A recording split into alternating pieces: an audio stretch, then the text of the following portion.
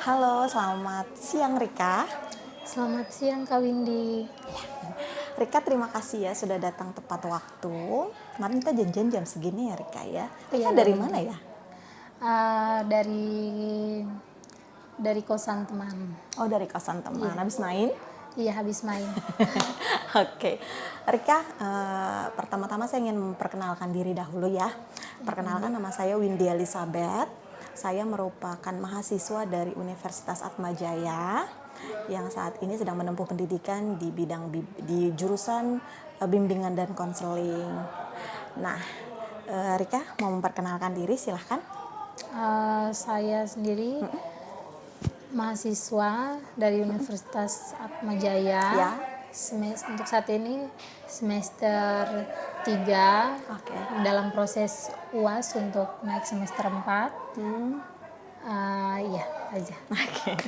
Bagaimana kuliahnya, lancar? Puji Tuhan lancar. Oh, haleluya. Oke.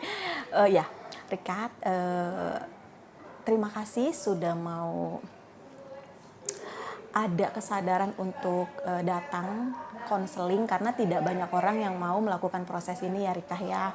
Nah, hari ini sebelum kita memulai proses konseling, saya akan menjelaskan beberapa hal kepada Rika terkait asas-asas yang memang harus beritahukan kepada konseli, yang mana hari ini adalah konselinya Rika ya. Nah, yang pertama itu ada asas tentang kerahasiaan, yang mana nanti apa yang akan Rika sampaikan itu saya bisa pastikan hanya diketahui oleh saya dengan Rika ya. Nah, tapi kalau misalkan saya melihat ada indikasi Rika menyakiti diri sendiri ataupun menyakiti orang lain, nanti saya akan sampaikan, ceritakan hal ini kepada orang yang Rika percaya. Makanya nanti setelah saya akan menjelaskan proses asas-asas ini, nanti saya akan berikan inform concern kepada Rika. Rika boleh baca dulu, lalu nanti Rika bisa tanda tangani ya. Oke. Nah, itu tadi asas kerahasiaan. Yang kedua itu tentang asas kesukarelaan. Rika datang ke sini atas keinginan sendiri atau bagaimana? Iya datang ke sini atas keinginan saya sendiri. Oh, atas keinginan sendiri ya. Iya. Ini pertama kali atau sudah pernah melakukan ikut proses konseling? Ini yang pertama kali. Oke, ya Rika, itu sudah baik kalau atas dasar keinginan sendiri untuk melakukan proses konseling ini. Lalu yang ketiga adalah asas kesukarelaan. Maaf, keterbukaan. Tadi asas kesukarelaan, dan yang ketiga adalah asas keterbukaan. Harapan saya, Rika bisa menceritakan semuanya, apa yang Rika rasakan, apa yang Rika pikirkan. Nanti di sini saya akan mendengarkan Rika dan saya tidak akan menghakimi. Jadi ini sifatnya kolaborasi, Rika bisa bercerita apapun dan saya akan mendengarkan dengan baik. Ya Rika, jadi Rika tidak usah khawatir bahwa nanti saya takut dihakimi, saya tidak akan seperti itu. Nah, sampai di sini Rika ada yang ingin ditanyakan mengenai asas ini? Berarti apapun yang akan saya ceritakan, kayak misalnya itu rahasia saya sendiri, antara diri saya sendiri, saya ceritakan ke Kak Windy, berarti itu nggak akan terbongkar atau bocor ke siapapun. Saya bisa pastikan tidak, Rika. Oke, baik Kak Windy. Ya, terima kasih ya untuk pertanyaannya. Nah, Rika, sebelum kita masuk ke proses inti di konseling kita, Rika, saya mau menanyakan, Rika sudah siapkah? Atau Rika butuh waktu untuk mempersiapkan diri, untuk mengatur posisi duduk, atau untuk berdiam diri dulu? Boleh saya minta 1 menit untuk mengatur posisi duduk? Boleh Rika.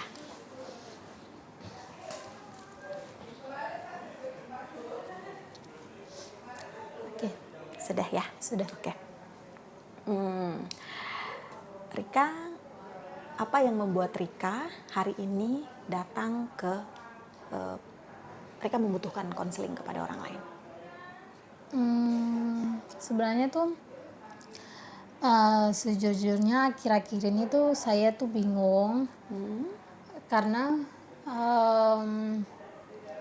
saya merasa saya merasa bingung dengan diri saya karena untuk saat ini, karena dulu tuh saya tuh kayak sering kayak keluarga ataupun teman yang membutuhkan bantuan saya itu, saya tuh kayak macam selalu terbuka untuk mereka, kayak selalu bantu mereka.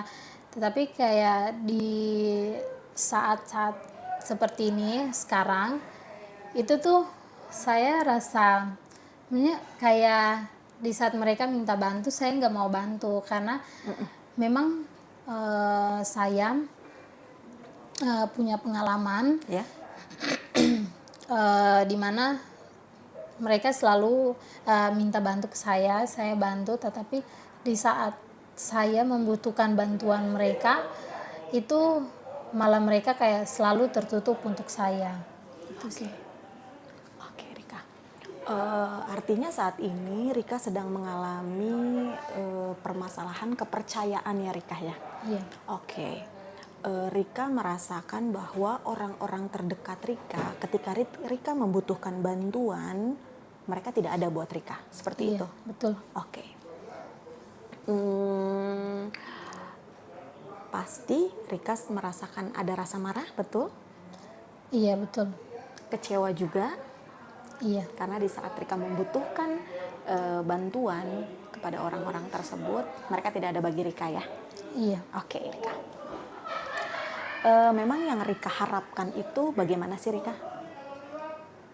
Harapan Rika terhadap orang-orang tersebut ketika Rika membutuhkan bantuan, apa yang Rika harapkan? Sebenarnya sih saya mengharapkan kalau memang mereka bantu saya mengharapkan kalau mereka membantu saya, karena saya rasa kayak beda aja yang dulu sama yang sekarang, karena ketika mereka membutuhkan saya apapun itu, saya selalu bantu. Ya. Setiap saat selalu bantu. Iya. bantu, tapi ketika saya meminta bantuan ke mereka, jawaban mereka tuh tidak sesuai dengan yang saya harapkan. Oke. Oke. Yang Rika rasakan ketika mereka melakukan hal tersebut, Rika lagi membutuhkan bantuan orang, katakanlah si A ya. Ketika Rika membutuhkan, saat itu sedang membutuhkan bantuan, lalu si A tidak bisa membantu, yang Rika rasakan? Yang saya rasakan tuh kayak marah sih sama mereka, karena mereka tidak membantu saya, Iya. terus kayak tidak sesuai dengan harapan saya. Jadi Iya. saya tuh, perasaan saya tuh kayak antara marah sama sedih. Iya, pasti. Iya. Ya. Yang Rika pikirkan tentang mereka? Yang pertama kalau misalnya mereka memang menolak untuk bantu saya, pasti yang pertama saya pikirkan itu saya mencap orangnya. Jadi kayak misalnya mereka menolak membantu saya langsung mencap mereka. Oh iya, berarti kalau memang dia nggak bantuin saya hari ini, dia saya cap. Jadi kayak macam besoknya dia yang membutuhkan bantuan saya tidak mau membantu. Oke. Iya. Iya, Rika. Terima kasih untuk keterbukaan Rika saat ini. Artinya Rika saat ini memang sedang merasakan kekecewaan, kemarahan terhadap orang-orang yang ada di sekitar, karena di saat Rika membutuhkan pertolongan mereka tidak ada bagi Rika ya. Iya. Tapi sebaliknya, dahulu ketika mereka sedang membutuhkan bantuan, Rika selalu ada bagi mereka. Betul ya? Iya, betul. Ya, oke.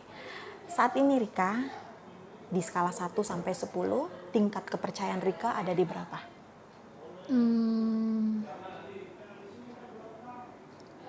Tingkat kepercayaan Rika terhadap, ini tadi kita bicara orang terdekat ya. Iya. Ada di angka berapa? Oke, maaf. Sebelumnya saya jelaskan, maksudnya 1 sampai 10, 1 di angka yang sama sekali tidak percaya, saya benar-benar sedang tidak mempercayai siapapun.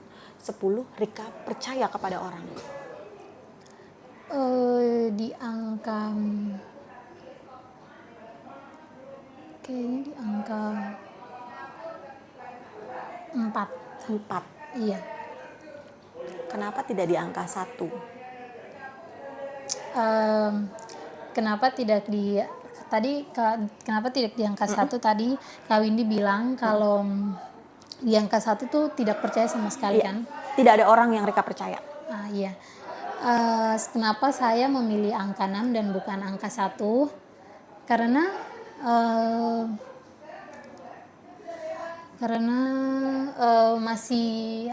ternyata masih ada yang bisa saya percayai. Oke. Mungkin yang bisa saya percayai itu orang terdekat saya, misalnya kayak kakak, Oke. adik. Itu yang mungkin memang bisa saya percayai, karena memang di saat-saat seperti ini kalau misalnya kalau saya membutuhkan bantuan, saya memang kayak tidak mau untuk merepotkan mereka. Oke. Tetapi di saat orang lain menolak untuk membantu saya karena tidak punya pilihan, terpaksa saya meminta bantuan ke mereka, dan apapun itu mereka selalu membantu saya. Oke. Artinya masih ada orang-orang yang bisa Rika percaya ya. Iya. Kenapa Rika memilih angka 4? Karena masih ada orang-orang yang bisa Rika percaya dan pasti mereka akan membantu Rika ya. Iya. Dan orang-orang tersebut adalah keluarga, kakak dan adik. Iya. Ya. Jadi Rika kalau misalkan memang sedang ada permasalahan ya, pasti Rika akan datang ke kakak ya. Contohlah ke kakak ya, Kak. Ya, Iya. Rika ya. Hubungan yang Rika bangun dengan kakak ini bagaimana sih sehingga Rika tuh ada rasa kepercayaan?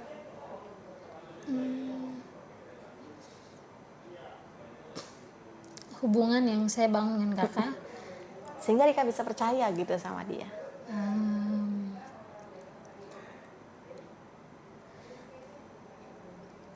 karena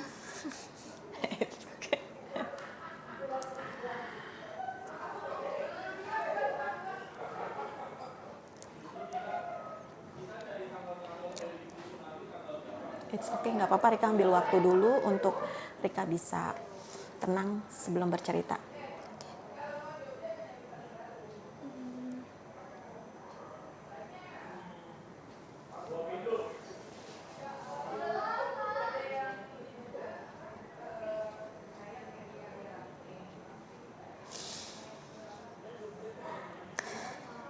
Oke. Nah. Jadi hubungan yang saya bangun dengan kakak, terus kenapa saya sangat mempercayai kakak saya itu karena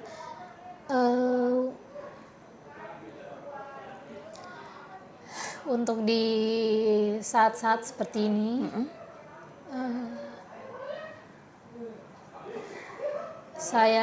untuk di saat-saat seperti ini tuh saya rasa saya masih membutuhkan kakak.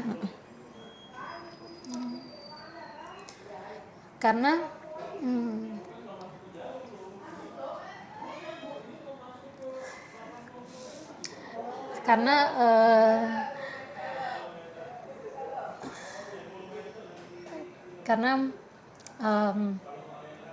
orang tua saya sudah tidak ada.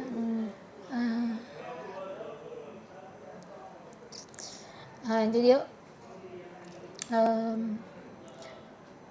nggak tahu kenapa setiap kali saya dekat dengan kakak, itu tuh kayak rasa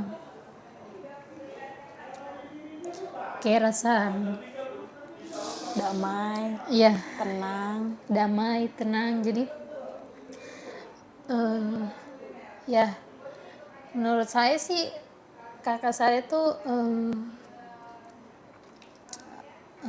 sesuatu, maksudnya orang yang spesial buat saya, kakak dan adik saya, karena memang untuk saat ini yang saya butuhkan itu cuma mereka saja. Oke, ya. Rika terima kasih untuk keterbukaannya. Artinya kakak Rika itu seseorang yang bisa dipercaya oleh Rika karena mungkin dia tidak pernah mengecewakan ya. Maksudnya sekalipun kita sering berantem ya Rika ya, kau ini juga punya kakak. Dan kami pun juga hubungannya juga nggak selalu baik-baik aja. Tapi nggak tahu kenapa ada rasa percaya yang penuh terhadap dia. Betul ya. Kalau yang kawin dirasakan adalah saya bisa pastikan kakak saya ini nggak akan menceritakan atau menjelek-jelekan diri saya kepada orang lain. Mungkin perasaan yang sama itu yang Rika punya juga ya. Sekalipun hubungan kakak adik kan nggak selalu baik ya, tapi entah kenapa ada perasaan yang kakak gue pasti akan ngejaga gue, kakak gue itu pasti tidak akan membongkar rahasia dan selalu ada buat kita. Mungkin itu yang dirasakan oleh Rika ya. Makanya Rika begitu percaya sama kakak. Ya, bagaimana hubungan Rika dengan adik?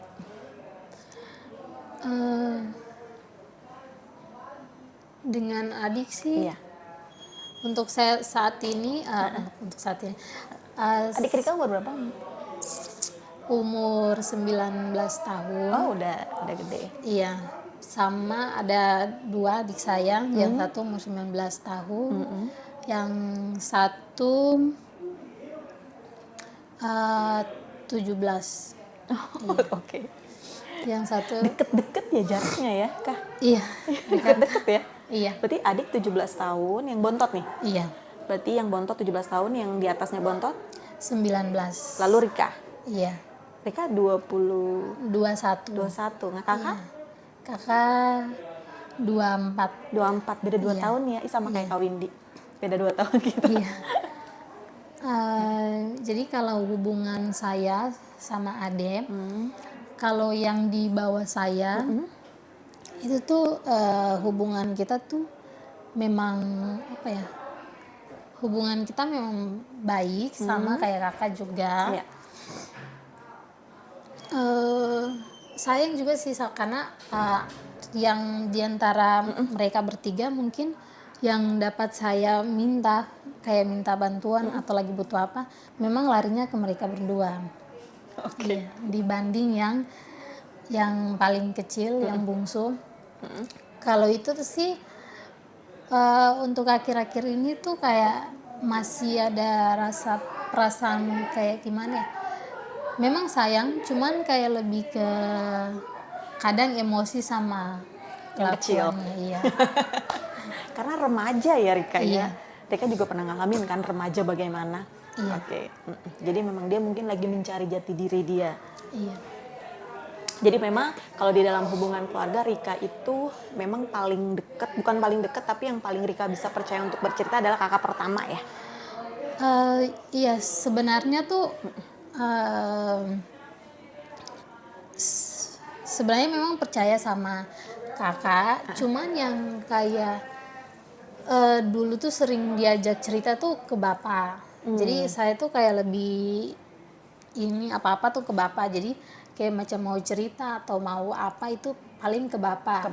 Iya, terus bapak juga kayak macam tahu gitu, oh jadi kalau saya kayak macam bapak tahu, oh iya saya tuh kayak kuliahnya tuh dari hari ini ke hari ini, jam segini ke jam segini, karena kan saya udah kasih tahu ke bapak.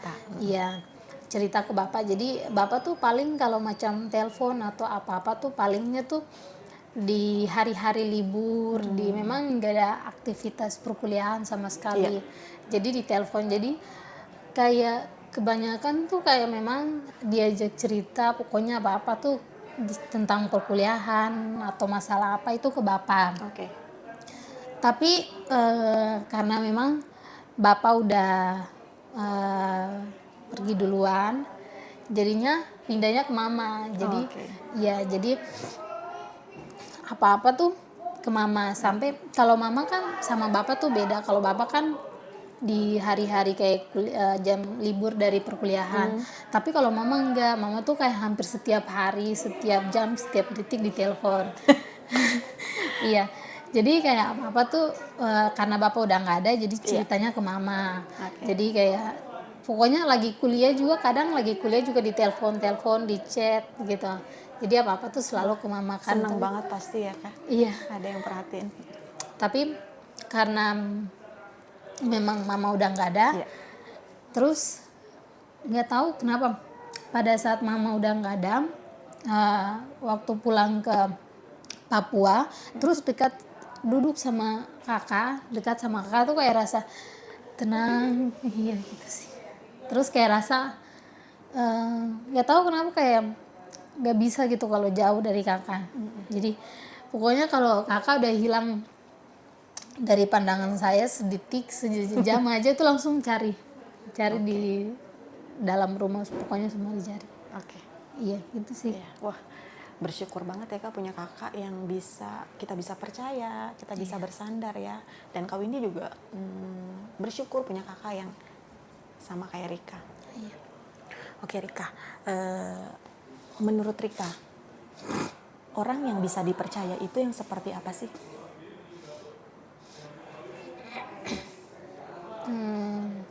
Menurut saya, Ya. kalau saya lihat dari pengalaman saya, Oke.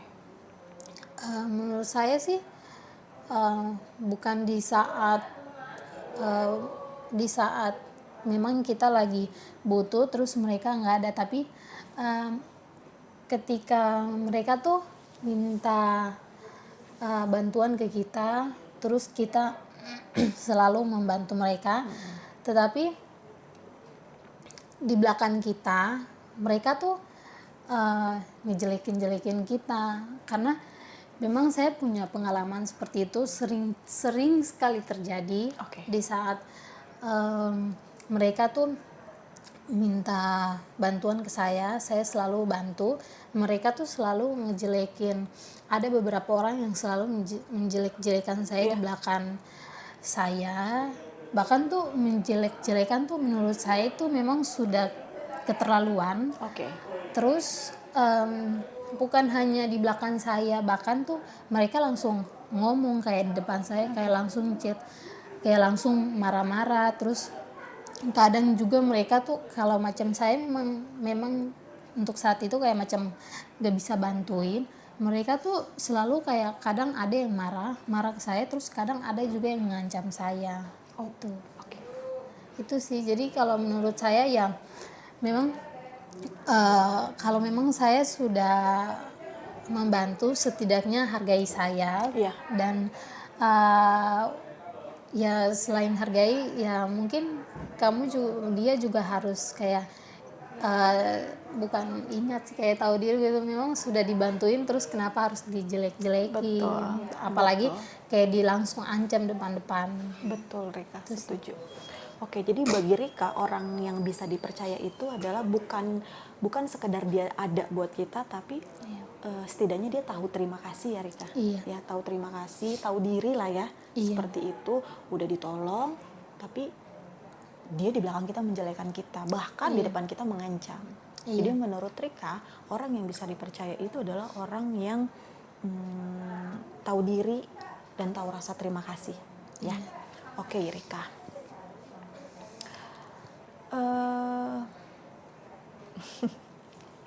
Terima kasih untuk keterbukaannya Rika. Saat ini saya bisa merasakan apa yang Rika rasakan, kekecewaan atau kemarahan itu. Tapi misalkan Rika bangun pagi nih besok ya. Iya. Rika besok bangun pagi, malam ini tidur, lalu kemudian Rika besok bangun pagi. Masalah trust issue itu atau masalah kepercayaan itu nggak ada. Rika bisa free, percaya sama orang lain, tidak ada trust issue itu. Kira-kira apa yang Rika rasakan dan apa yang akan Rika lakukan?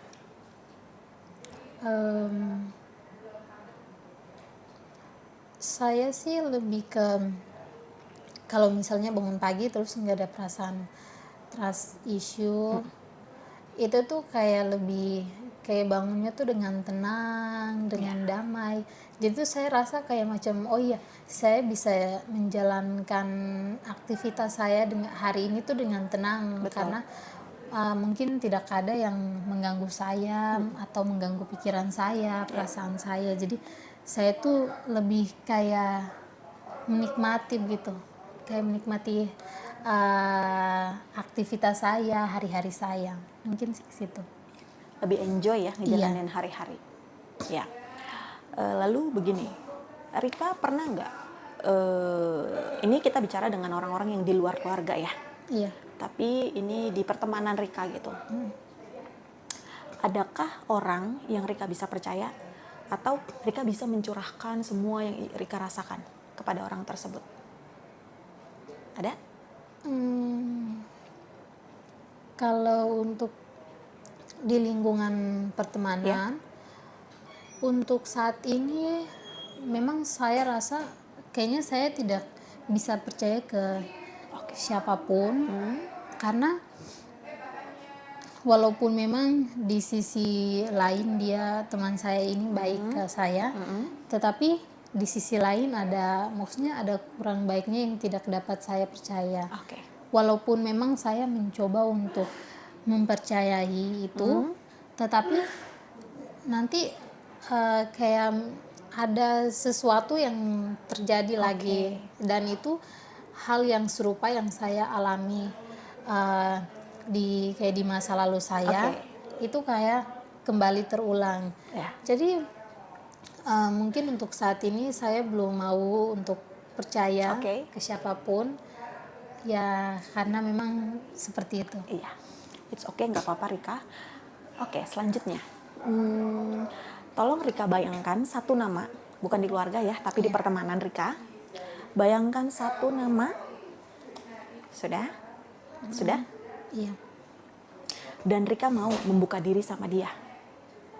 Rika mau cerita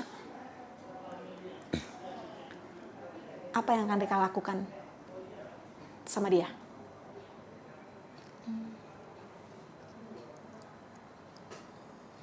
Oke, begini, Kak Windy coba bantu ya. Iya.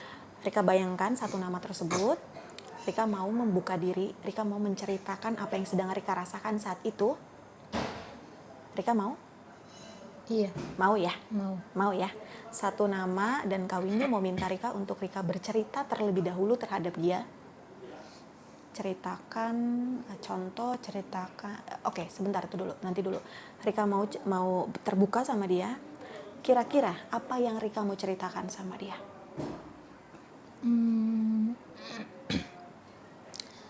Yang pertama sih yang mau saya ceritakan sama dia, itu tuh sebelum saya mau menceritakan, saya pengennya tuh kayak mau mengeluarkan perasaan saya, kayak marah, sedih, pokoknya saya tuh mau mengeluarkan semuanya, apapun itu yang saya rasakan, baru saya akan menceritakan ke dia. Maksudnya kayak macam yang mau saya ceritakan itu kayak mau menceritakan ke dia tuh kayak saya rasa tuh kayak lebih ke teguran gitu, kayak macam saya tuh mau meluapkan ke dia, terus saya tuh mau bilang tuh kalau macam kayak macam saya mau membantu siapapun, tetapi bisa tidak, kalau memang tidak bisa membantu saya, setidaknya hargai saya. Walaupun memang ada kadang-kadang tidak memang minta bantuan ke saya, terus saya tidak membantu, itu bukan berarti saya memang tidak mau membantu, tetapi memang untuk saat itu memang saya lagi tidak bisa untuk membantu. Tetapi dari dalam hati saya tuh ingin membantu, tetapi ketika saya mengingat hal-hal yang sudah berlalu, yang terjadi, saya tuh kayak menolak untuk membantu, itu sih. Ya, artinya Rika tetap Rika mau menceritakan hal yang Rika alami saat itu kepada dia. Mungkin diawali itu dulu ya tadi ya, kalau Rika tadi cerita tentang apa yang Rika rasakan, apa yang Rika pikirkan kepada dia, lalu tetap ada batasannya. begitu ya Kak ya, supaya Rika mungkin belajar juga dari masa lalu terhadap orang tersebut ya. Iya. Oke, Rika, itu hal yang bijaksana menurut Kak Windy. Setidaknya Rika mau terbuka, karena biar bagaimanapun Rika, kita membutuhkan orang lain untuk menjalani kehidupannya. Iya. Makanya itu harus diawali dari diri kita. Tadi Kak Windy cukup senang ketika Rika, saya mau bercerita terhadap dia tentang apa yang saya rasakan pada hari itu, tetapi tetap Rika akan mengingatkan dia tentang batasan-batasan tersebut. Setidaknya setelah ini ketika kamu minta bantuan sama saya terus saya tidak bisa membantu, itu pun saya punya batasan, begitu ya maksudnya Rika ya. Oke Rika, terima kasih. Nah itu mungkin yang akan menjadi PR ya, bisa dibilang seperti itu Rika terhadap Rika, bahwa Kak Windy mau minta Rika cobalah Rika di seminggu ke depan, karena nanti kita akan ada jadwal berikutnya lagi Rika untuk bertemu. Saya mau melihat perkembangan Rika, bagaimana masalah kepercayaan ini bisa ada lagi di dalam Rika, tapi tetap dengan batasan. Nah, Kak Windy mau minta Rika untuk bisa terbuka terhadap orang tentang apa yang Rika rasakan terlebih dahulu di hari itu. Ini bukan di keluarga tapi di lingkungan pertemanan dulu. Nanti Rika bisa lihat respon dia, apa yang dia pikirkan dan dia rasakan ya. Nanti Rika boleh tulis di kertas minggu depan. Kalau misal minggu depan kita akan coba bahas itu ya. Iya. Nah sekarang terakhir Rika mau mengatakan apa sih sama diri Rika terhadap apa yang sedang Rika alami saat ini, trust issue itu. Apa yang Rika mau kuatkan dari dalam diri? Silahkan katakan kepada diri Rika sendiri. Katakan dalam hati. Iya, boleh disampaikan jangan di dalam hati, maksudnya disampaikan aja. Yang mau saya sampaikan ke diri saya, pertama-tama saya mau mengucapkan terima kasih buat diri saya sendiri karena sudah bertahan sejauh ini, walaupun banyak hal yang memang saya lewati itu kadang ada pahit manisnya, tetapi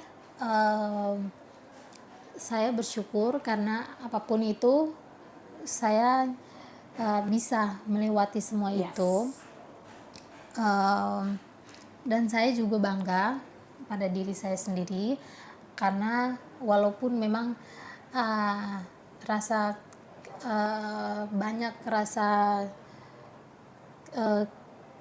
kepercayaan saya yang memang tidak sesuai dengan harapan saya, sering terjadi, dan juga memang mungkin ada hal-hal yang tidak menyenangkan buat saya, yang mungkin membuat saya tuh sakit hati.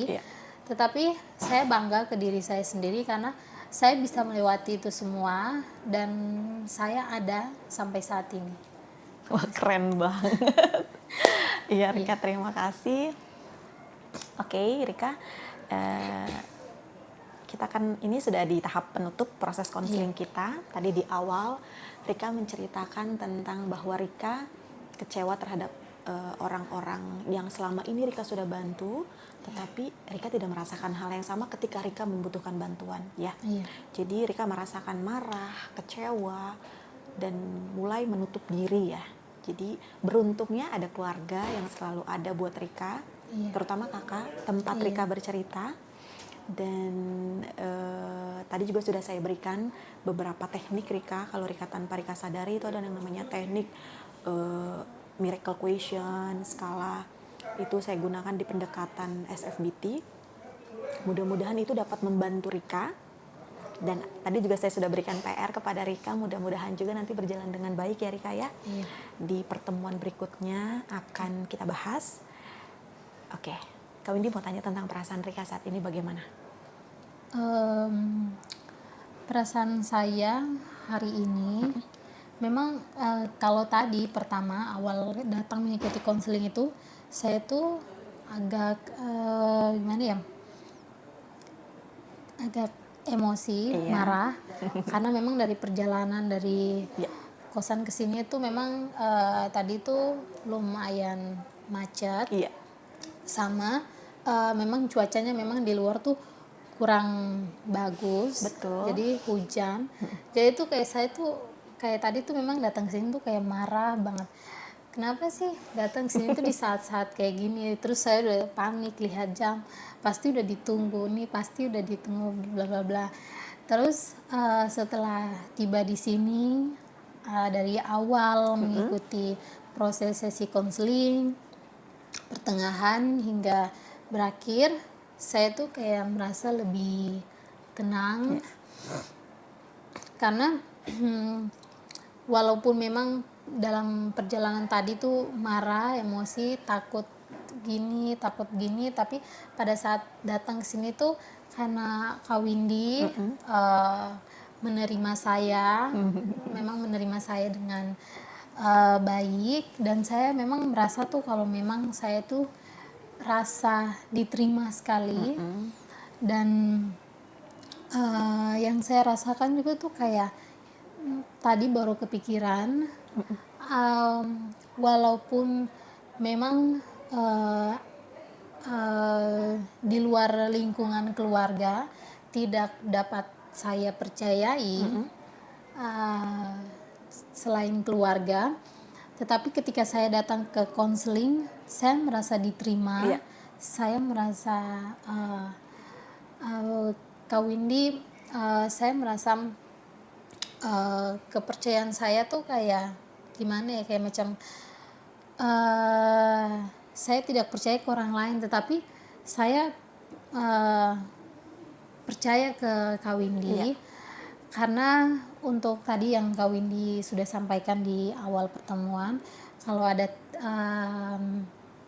asas-asas dan sudah saya tanyakan, itu yang membuat saya tuh kembali kayak macam, oh saya tuh berpikir, oh ternyata walaupun memang tidak semuanya tuh sesuai dengan apa yang saya harapkan, tetapi ada beberapa orang di luar sana yang bisa kita percayai, walaupun memang tidak semuanya. Betul, pasti. Oke, Kak Windy terakhir nanya, kalau di sekarang skala tingkat kepercayaan Rika itu ada di angka berapa? Tadi di angka 4. Kalau sekarang mungkin di angka 5. Oke. Iya.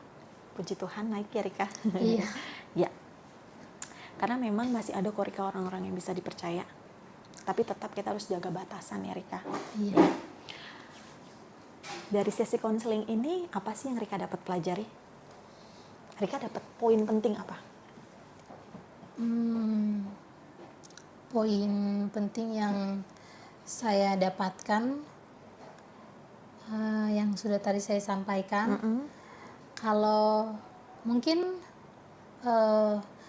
ada beberapa orang yang bisa kita percayai walaupun tidak semua. Jadi mungkin dari bertemunya Kak Windy hari ini di sesi konseling, mungkin saya akan mencoba untuk mencoba mempercayai lagi, walaupun ya mungkin ada yang tidak mungkin saat mencobanya mungkin ada sesuatu yang terjadi atau yang tidak menyenangkan, tetapi saya akan mencoba karena dari mengikuti sesi konseling hari ini saya mendapat pelajaran baru ya yang sudah tadi saya sampaikan, bahwa memang walaupun tidak semua orang, tapi ada beberapa yang bisa kita percaya. Betul sekali Rika.